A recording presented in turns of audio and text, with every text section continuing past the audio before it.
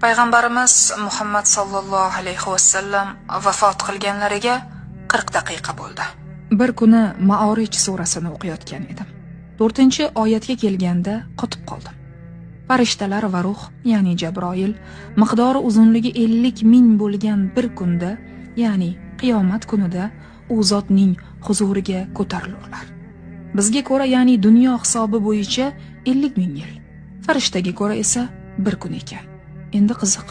Dunyoda 100 yil yashagan inson u farishtaga ko'ra qancha yashagan bo'ladi? Hisoblaymiz.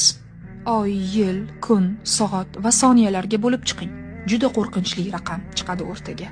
O'rtacha 100 yil yashagan deb hisoblasak bir odamni, u farishta hisobiga ko'ra 3 daqiqa atrofida bo'ladi. 3 minut. Tasavvur qilyapsizmi? Aytamiz-ku, Muhammad sallallohu alayhi vasallam oxir zamon payg'ambari va 500 yil bo'ldi vafotlariga. Lekin haligacha qiyomat sodir bo'lmadi. U bizni hisobga ko'ra 500 yil. Lekin bu hisobga ko'ra payg'ambarimiz vafot qilganlariga atigi 40 daqiqa bo'ldi. 1 soat ham emas. Abadiy hayotni qozonishimiz uchun qo'limizda taxminan 2 daqiqa bor. Dunyo yolg'on, hammasi bekor deb o'zimizni aldamaylik. Yolg'on va bekor bo'lgan 2 daqiqalik bizmiz balkida.